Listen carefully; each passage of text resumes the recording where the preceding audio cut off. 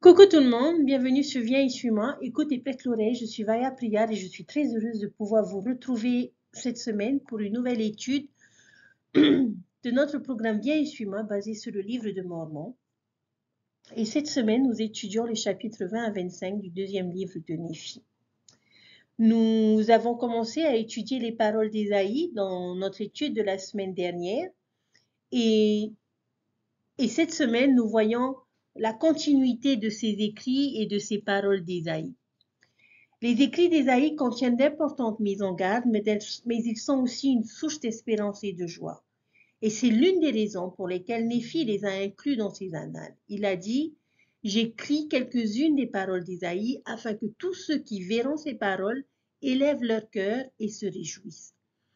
Dans un sens, l'invitation à lire les écrits d'Ésaïe est une invitation à se réjouir, comme l'a fait Néphi, à se faire un délice des prophéties d'Ésaïe sur le rassemblement d'Israël, la venue du Messie et la paix promise aux justes.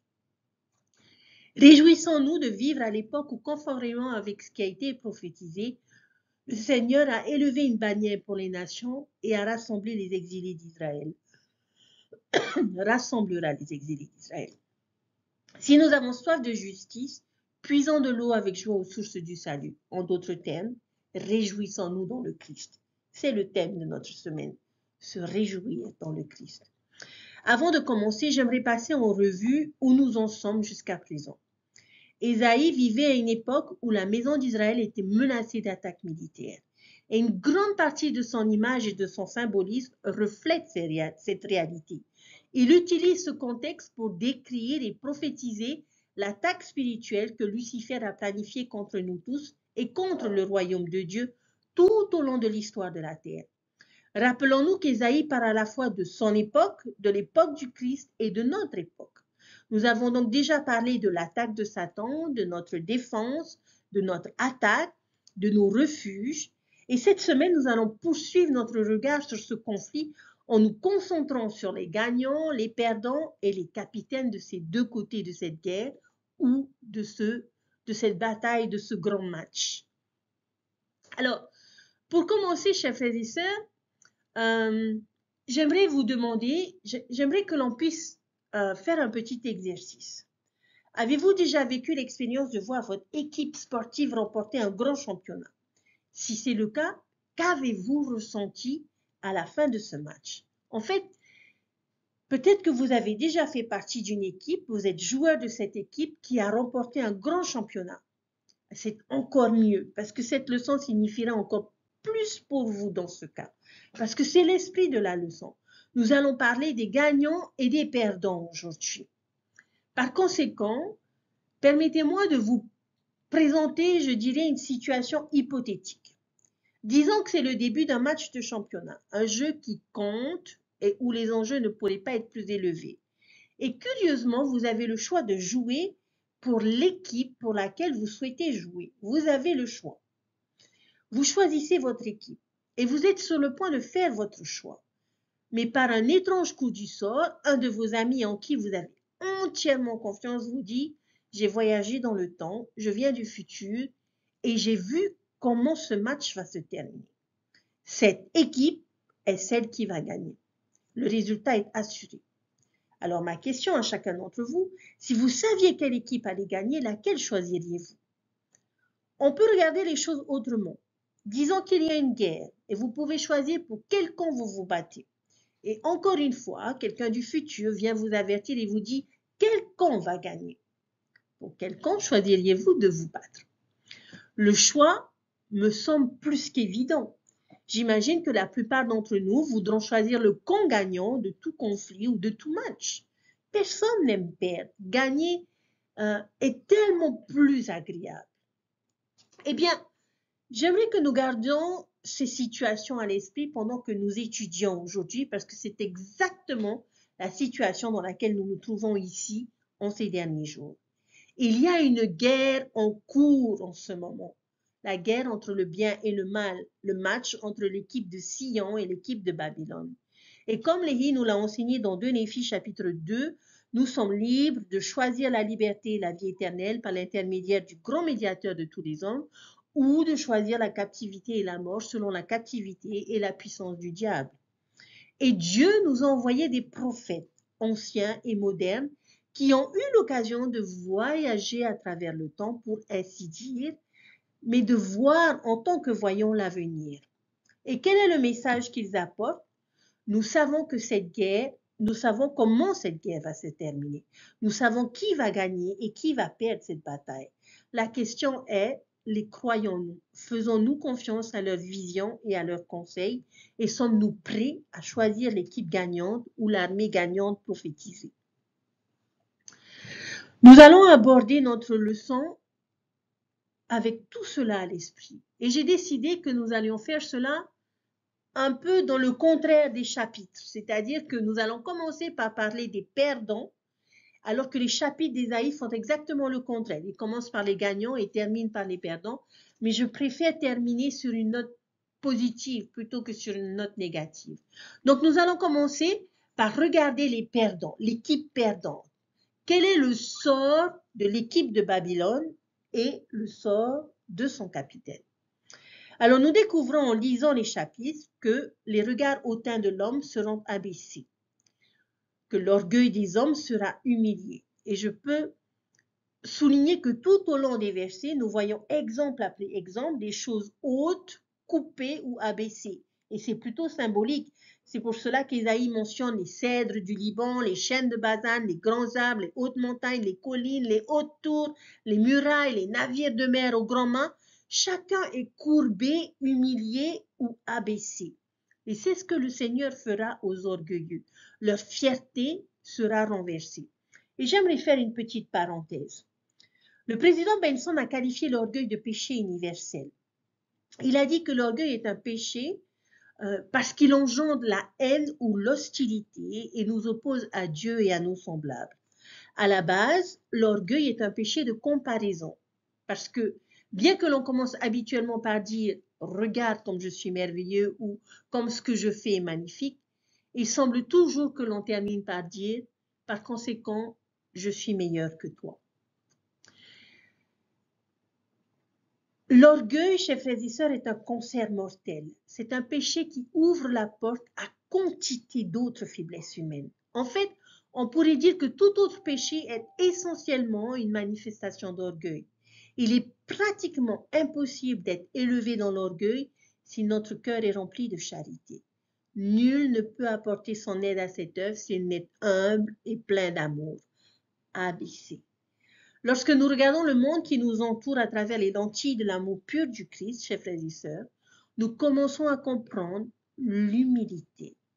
L'humilité dirige notre attention et notre amour vers les autres et vers les desseins de notre Père céleste.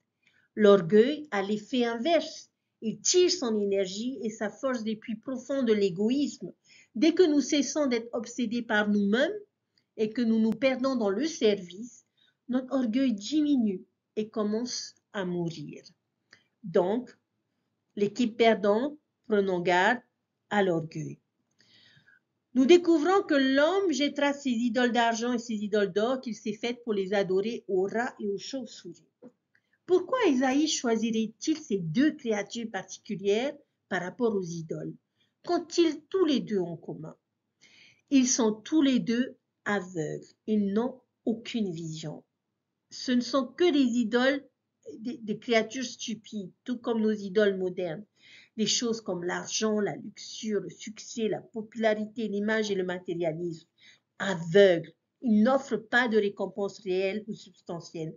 Et j'aime la correspondance avec le verset 19. Où iront les idoles? Dans des trous, dans des rochers, dans des cavernes de la terre. Où vivent les rats et les chauves-souris?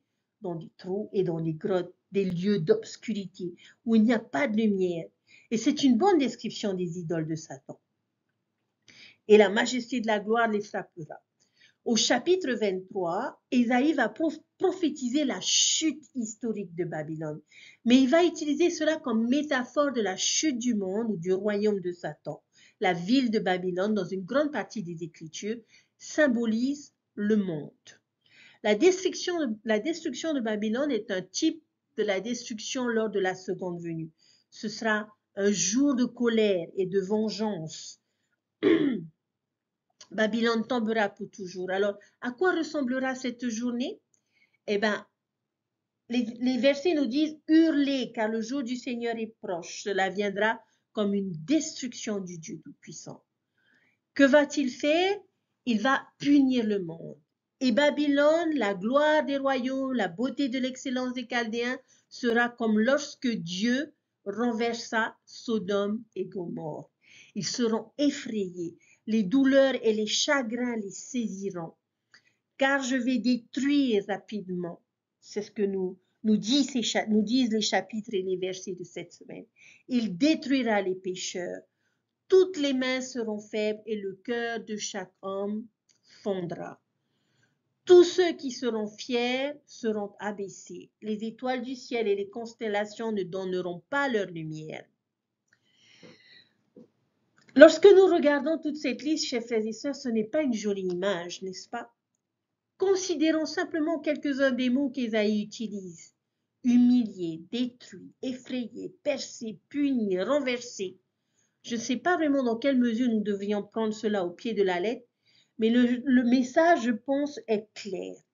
Si je choisis Babylone, c'est-à-dire le monde, alors je tomberai.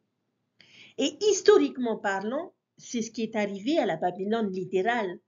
Ésaïe s'inspire magistralement de cet événement futur pour lui, événement passé pour nous, mais il se réalise et Babylone tombe rapidement, en un jour.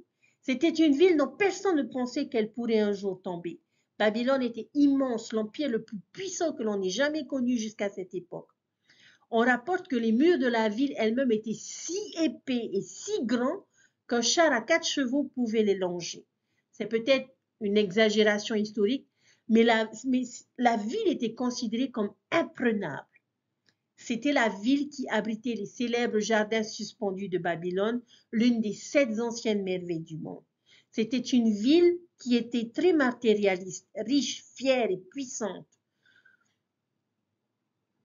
Toutes les grandes descriptions du monde. Nous pouvons comprendre pourquoi Ésaïe l'a choisi comme symbole pour le monde. De même pour nous, les justes peuvent avoir l'impression que Babylone est en train de gagner. La puissance du monde est très intimidante. Comment est-ce que nos petites congrégations de croyants à travers le monde pourraient-elles espérer gagner contre cette vaste influence et domination du monde? Cela semble impossible, n'est-ce pas? Tout comme si nous demandions à un Israélite de l'époque d'Ésaïe s'il pensait que Babylone un jour serait vaincue. Il pourrait dire non, jamais. Et surtout pas en un jour. Eh bien, Babylone est tombée en un jour. Les Perses ont trouvé une faiblesse, le fleuve Euphrate qui coulait juste sous les murs de la ville. Alors qu'ont fait les Perses? Ils ont simplement barré et détourné le débit de la rivière en amont, provoquant une baisse du niveau d'eau de la rivière. Et au moment où les Babyloniens s'y attendaient le moins, les Perses se sont faufilés sous les murs et ont pris le contrôle de la ville en un jour. Par conséquent, quel sera le sort du monde et de toute son influence, sa richesse et son autorité lors de la seconde venue? Il tombera en un jour, quelle que soit sa puissance actuelle. Maintenant, j'aimerais que l'on puisse parler du grand perdant. Qu'en est-il de leur chef, leur capitaine d'équipe, leur général? Qui est ce capitaine? Lucifer. Et c'est lui que j'appelle le plus grand perdant. Quel est son sort? C'est un être qui a apporté tant de douleur, de souffrance, de violence et de haine à notre monde. Que lui arrive-t-il? Que réserve l'avenir au diable? Le chapitre 24 contient la réponse et il est juste excellent. Ésaïe devient même un peu fougueux, je devrais dire. Lorsqu'on regarde à partir du verset 4, il arrivera en ce jour-là que tu prononceras ce chant sur le roi de Babylone et tu diras « Eh quoi, le tyran n'est plus, l'oppression a cessé. » Si Babylone était le monde, qui serait le roi de Babylone? Satan. Et tout le monde, à la fin, se réjouit que Satan soit parti. Cet être qui régnait avec colère et persécution est parti. Le Seigneur a débarrassé notre monde de son influence. Comme les arbres, nous commençons à nous réjouir car plus personne ne vient essayer de nous abattre.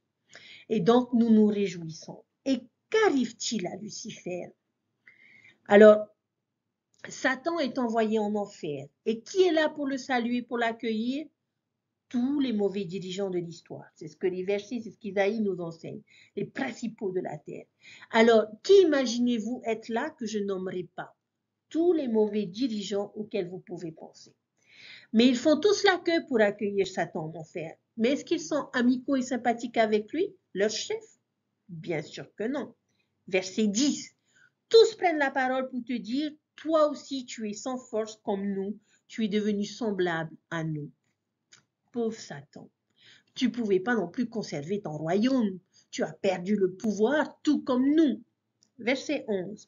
Ta magnificence est descendue dans le séjour des morts avec le sang de tes luttes. Sous toi est une couche de verre, et les vers seront ta couverture.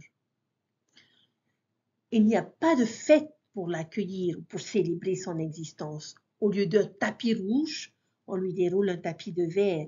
Au lieu d'une robe royale, on place une robe de verre autour de ses épaules. Et on continue et ils disent, verset 12, te voilà tombé du ciel, astre brillant, fils de l'aurore. Tu es abattu à terre, toi, le vainqueur des nations. Tu disais en ton cœur, je monterai au ciel, j'élèverai mon trône au-dessus des étoiles de Dieu, je m'assiérai sur la montagne de l'assemblée, à l'extrémité du septentrion. Je monterai sur le sommet des nues, je serai semblable au Très-Haut. Mais tu as été précipité dans le séjour des morts, dans les profondeurs de la fosse.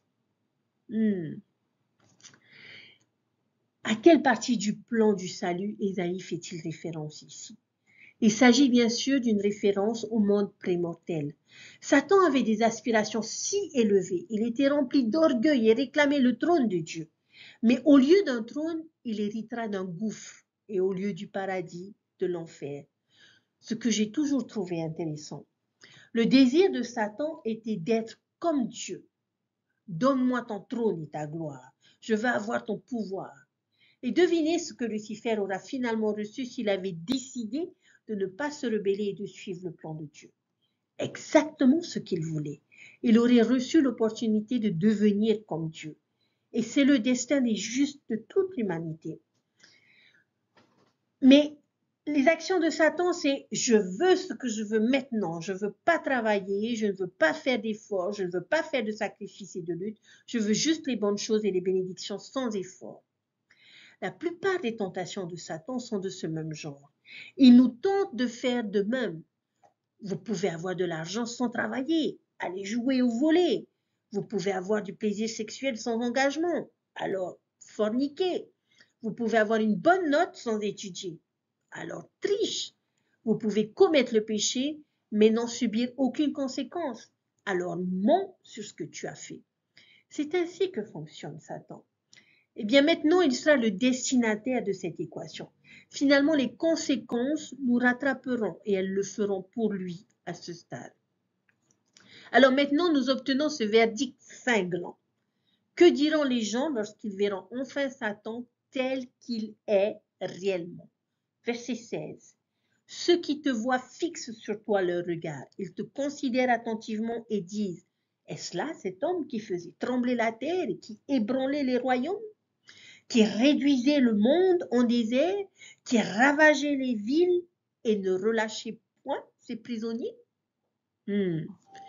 Pouvez-vous imaginer ce moment où les gens le regardent de près, plissent les yeux avec un air d'incrédulité et lui disent, c'est cet être qui a causé tant de problèmes, de chagrins et de douleurs dans le monde et dans ma vie, ce perdant couvert de verre?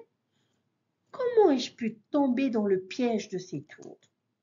Est-ce l'homme? Il sera oublié, un souvenir désagréable du passé. Et c'est là toute l'histoire de Lucifer.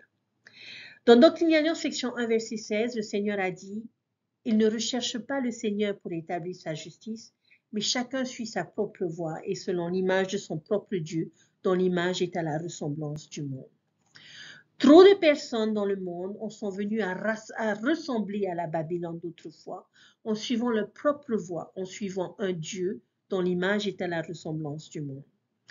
L'une des plus grandes difficultés que nous rencontrerons sera d'être capable de vivre dans ce monde tout en réussissant à ne pas être de ce monde. Séduits par notre culture, souvent nous ne sommes pas toujours conscients de notre idolâtrie parce que ce qui est populaire dans l'univers babylonien tire nos ficelles. En vérité, comme l'a dit le poète Wordsworth, le monde est trop avec nous. Chers frères et sœurs, l'ennemi et ses anges essayent de nous détourner de la voie. Leur but est de nous plonger dans la confusion afin que nous nous détournions des alliances que nous avons contractées avec le Seigneur, perdant ainsi la vision de notre héritage éternel. Ils connaissent le plan que notre Père Céleste a préparé pour nous, ses enfants, parce qu'ils étaient eux aussi présents lors du grand conseil dans les cieux lorsqu'il nous a été présenté. Ils s'efforcent de profiter de nos faiblesses et de nos fragilités pour nous tromper par des brouillards de ténèbres qui aveuglent les yeux et endurcissent le cœur des enfants des hommes et les entraînent sur de larges routes afin qu'ils périssent et se perdent. La guerre du bien contre le mal se poursuivra tout au long de notre vie parce que le but de l'adversaire est de rendre tous les gens malheureux comme lui. Satan et ses anges chercheront à voiler notre esprit et à exercer le contrôle sur nous en nous incitant à pécher. Ils corrompront tout ce qui est bon s'ils le peuvent. Néanmoins, il est important de bien comprendre qu'ils n'auront du pouvoir sur nous que si nous le leur permettons. Mais j'aime la question posée au chapitre 20 au verset 3. Que ferez-vous en ce jour? Vers qui fuirez-vous pour avoir du secours? Dès le début du chapitre 20, Ésaïe nous fait part d'un temps malheureux où les personnes deviennent égoïstes, ingrates, ne prêtent aucune attention aux gens dans la détresse. Les veuves sont harcelées, les vieux se font voler, ceux qui sont sans père pareil. Ésaïe décrit l'état d'une nation où les gens se font du mal. Ce n'est sûrement pas un monde où nous voudrions vivre. Mais Dieu a envoyé des prophètes et son Fils pour nous enseigner une manière plus élevée. Ce ne sera pas un combat facile. Tous les versets dans ce chapitre sont une description d'une vie sans notre Sauveur. La mortalité est difficile, les tentations sont grandes et le doute, la crainte sont présents et ces choses le seront si nous essayons de vivre la mortalité sans le Sauveur. Bien sûr que nous allons ressentir crainte, épuisement, que ce sera difficile, mais ce le sera encore plus sans lui. À partir du verset 20, nous trouvons des paroles d'espoir. Il s'appuie avec confiance sur le Seigneur. Verset 25, encore un peu de temps. Et nous trouvons cette belle promesse au verset 27. En ce jour, son fardeau sera ôté de dessus ton épaule et son joug de dessus ton cou. Et la graisse fera éclater le joug. Le Sauveur a été oint pour porter de bonnes nouvelles aux malheureux, pour guérir ceux qui ont le cœur brisé et proclamer aux captifs la liberté et aux prisonniers la délivrance, pour consoler les affligés. Description que nous trouvons dans Ésaïe chapitre 61 verset 1 à 3. Chers frères et sœurs, la fin de l'histoire n'est pas la destruction, ce n'est pas la tristesse. Mais ces versets d'Ésaïe nous donnent l'espoir qu'il viendra pour nous secourir. Tout peut être chaotique, mais loin du Seigneur est en chemin pour nous secourir. Lorsque nous renouvelons nos alliances avec Dieu chaque dimanche, nous témoignons de notre volonté de l'avoir dans notre vie. Lorsque nous allons au temple, nous témoignons de notre désir et de l'avoir dans notre vie et d'être dotés de son pouvoir d'en haut. Nous faisons le choix de porter son nom et son pouvoir. Ces moments d'ordonnance sont des moments où nous décidons d'inviter son pouvoir dans notre vie et de vivre notre vie avec lui.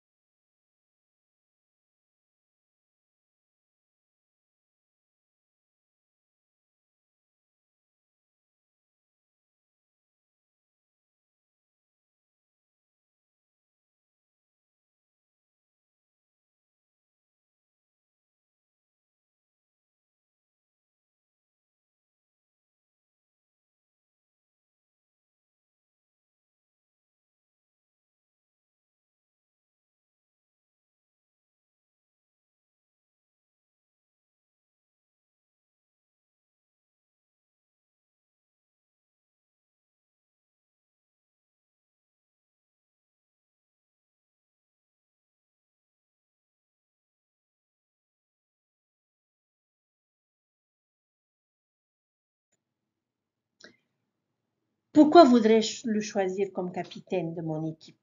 Je ne pense pas que beaucoup de gens prendront cette décision consciemment. Je veux dire que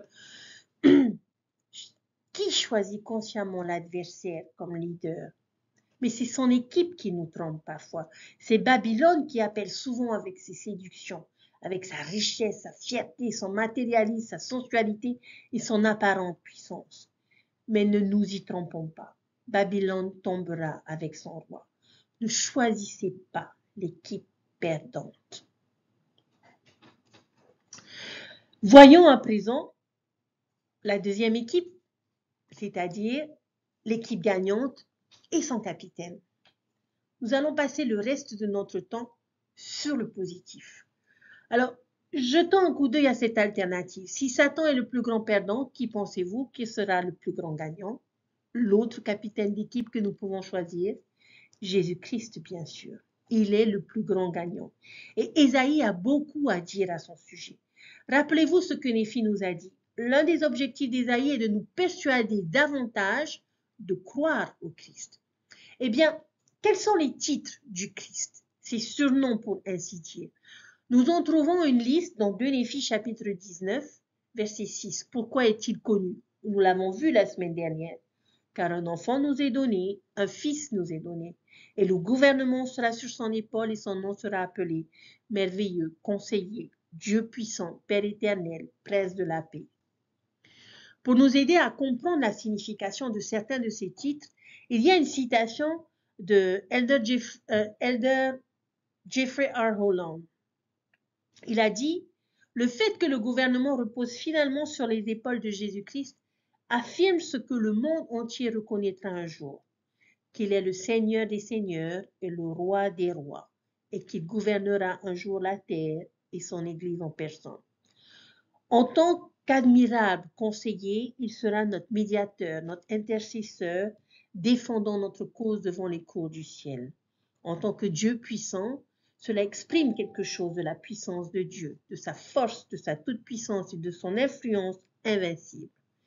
Père éternel souligne la doctrine fondamentale selon laquelle le Christ est un Père, créateur des mondes innombrables, Père de la vie physique restaurée par la résurrection, Père de la vie éternelle pour ses fils et ses filles engendrés spirituellement, et celui qui agit pour le Père, Elohim par l'investiture divine de l'autorité. Fin de citation.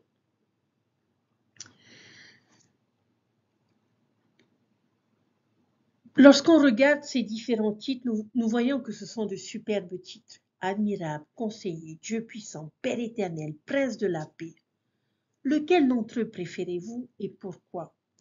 Mon préféré à moi, c'est admirable. Jésus est un sauveur admirable. Pourquoi est-il appelé admirable? À cause des choses merveilleuses qu'il fait. Jetons un coup d'œil à certaines de ces choses merveilleuses. Des choses merveilleuses qu'il fait, qu'il a fait et qu'il fera. Des choses merveilleuses à propos de qui il est et de son objectif. Alors, nous allons aller extraire certains des messages, je dirais, majeurs concernant le Christ dans les chapitres 17 à 22. Alors qu'Ésaïe évoque les principales menaces militaires auxquelles Israël est et sera confronté, il ne cesse de faire référence au Messie. Et le message principal de la plupart de ces chapitres est le suivant. N'ayez pas peur de ces royaumes du monde.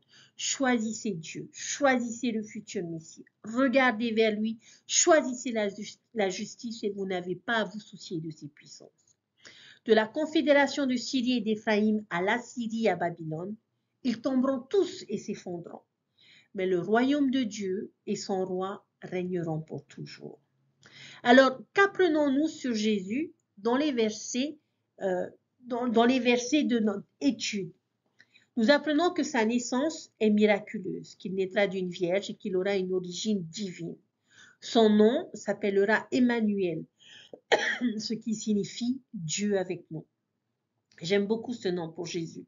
Nous avons un Dieu qui a marché parmi nous, qui est devenu l'un de nous. Sa maison est avec nous. Nos temples se trouvent au sein de nos communautés et de nos nations. Notre Dieu n'est pas là-haut ni là-bas, il est avec nous. Marche à nos côtés, nous élève et nous donne la force. Le roi des rois ne naîtrait pas dans un palais, mais dans une étable. Il ne viendrait pas comme un grand chef militaire, mais comme un humble charpentier et un enseignant. Il ne viendrait pas détruire les soldats romains, mais la mort et l'enfer. Il saura refuser le mal et choisir le bien. Jésus serait le seul mortel à avoir toujours choisi le bien et toujours refusé le mal. Il est un sanctuaire. Jésus-Christ peut être notre sanctuaire. Un sanctuaire est un lieu de refuge ou de sécurité contre le danger. Jésus-Christ offre aux justes un sanctuaire. Il peut nous offrir de l'aide. Il nous offre un sanctuaire contre le péché, la tentation, la douleur, la mort et l'enfer. Cependant, si je ne regarde pas vers le Christ avec crainte ou respect, alors il peut être pour moi une pierre d'achoppement ou un rocher d'offense ou un piège. Je peux choisir laquelle de ces choses Christ est pour moi. Si je ne le respecte pas, son évangile, ses commandements, je risque de trébucher. Et ces choses deviennent une offense pour moi. Lorsque je ne me tourne pas vers le Seigneur des armées, je suis condamné par son évangile plutôt que sauvé par lui. Nous découvrons également qu'il offre la lumière à ceux qui marchent dans les ténèbres. La lumière de son amour, de sa vérité, de ses conseils, de son réconfort. Il augmente la joie. Quel genre de joie? La joie du temps des récoltes, un temps d'abondance et de célébration. Gagner une sorte de joie de guerre où nous partageons le butin entre les vainqueurs. Il enlève les fardeaux, le fardeau de la culpabilité, le fardeau de la persécution, le fardeau du procès. Il apporte la paix. En tant que dirigeant, il est pacifique. Il établit son royaume sur le principe de justice. Il est juste. Et je finirai par mes versets préférés dans 2 Néphi, chapitre 21, les versets 1 à 5. Puis un rameau sortira du tronc d'Isaïe, et un rejeton naîtra de ses racines. L'Esprit du Seigneur reposera sur lui, esprit de sagesse et d'intelligence, esprit de conseil et de force, esprit de connaissance et de crainte du Seigneur.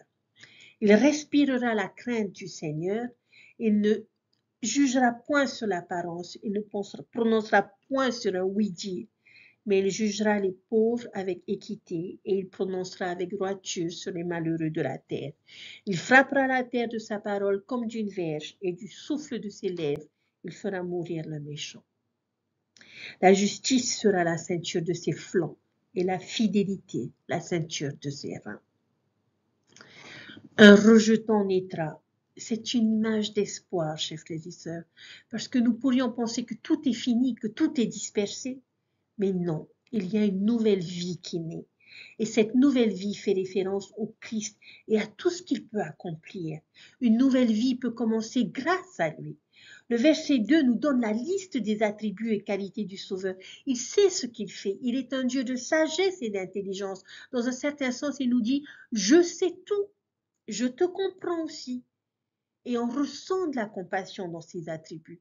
Au verset 3, il n'écoute pas les rumeurs, mais il regarde le cœur et il voit pourquoi nous avons fait certaines choses et pourquoi nous sommes là où nous nous trouvons.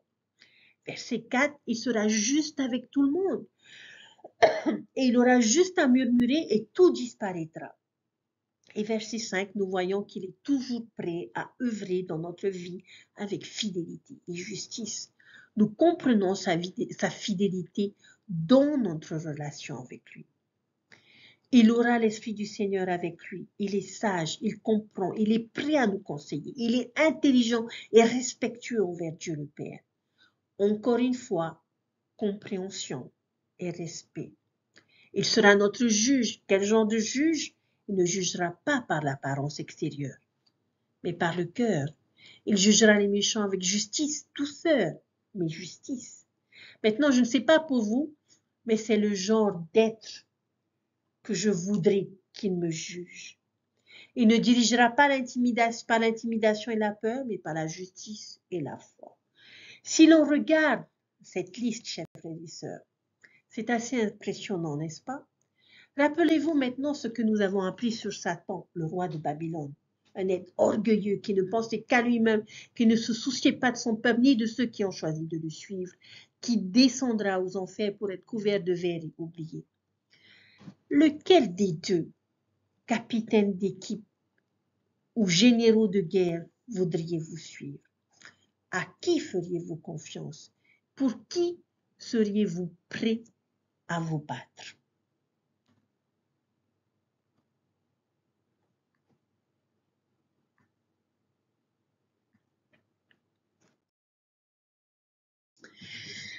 Je te loue, ô Seigneur, car tu as été irrité contre moi. Ta colère s'est apaisée et tu m'as consolé. Voici, Dieu est ma délivrance, je serai plein de confiance et je ne craindrai rien, car le Seigneur est ma force et le sujet de mes louanges. C'est lui qui m'a sauvé. Vous puiserez de l'eau avec joie aux sources du salut. Et vous direz en ce jour-là, louez le Seigneur, invoquez son nom, publiez ses œuvres parmi les peuples, rappelez la grandeur de son nom, célébrez le Seigneur car il a fait des choses magnifiques, qu'elles soient connues par toute la terre. Pousse des cris de joie et d'allégresse, habitants de Sion, car il est grand au milieu de toi, le Saint d'Israël. J'invite chacun d'entre nous à se fier au mérite et au pouvoir de l'expiation de Jésus-Christ. À travers lui, nous acquérons le courage nécessaire pour gagner toutes les guerres de notre époque, même au milieu de nos difficultés, de nos épreuves et de nos tentations. Ayons confiance en son amour et en son pouvoir salvateur. Le Christ a lui-même enseigné, « Je suis le chemin, la vérité et la vie. Nul ne vient au Père que par moi. Je suis la lumière du monde. Celui qui me suit ne marchera pas dans les ténèbres, mais il aura la lumière de la vie. Je vous ai dit ces choses afin que vous ayez la paix en moi. Vous aurez des tribulations dans le monde, mais prenez courage, j'ai vaincu le monde. » Les versets du chapitre 2 que je vous ai lus donnent de l'espoir sur le genre de Dieu que Dieu peut être, c'est-à-dire un Dieu de délivrance, celui qui sauve, celui qui console, celui qui nous donne force. C'est un chapitre que nous devrions lire tous les jours pour reconnaître ce Dieu que nous avons dans notre vie. Chapitre 22. De la même manière qu'il a sauvé son peuple en Égypte, il nous sauvera, accomplissant des miracles dans notre vie. Dieu sera ce grand Dieu de miracles et il vient au secours de chacun de nous dans nos Égyptes personnelles. Chers frères et sœurs, le Sauveur guérit les cœurs brisés et il pense nos blessures.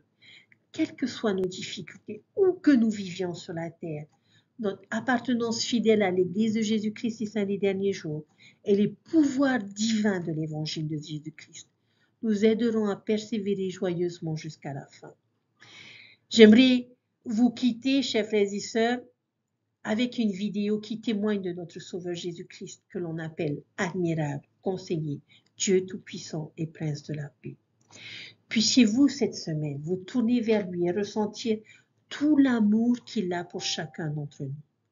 Il vit, il nous aime, il est le Fils de Dieu, loin de Dieu, choisi pour nous guider, pour nous secourir, pour nous aider et pour nous permettre de retourner vivre en sa présence. C'est mon enseignement et mon témoignage que j'aimerais vous laisser aujourd'hui au nom de Jésus-Christ. Amen. Ne partez pas, s'il vous plaît. Il y a une vidéo juste après. Je vous souhaite une merveilleuse semaine.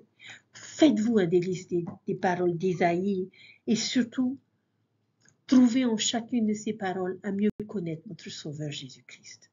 Prenez soin de vous. Que Dieu vous bénisse. Et je vous dis à bientôt. Bye.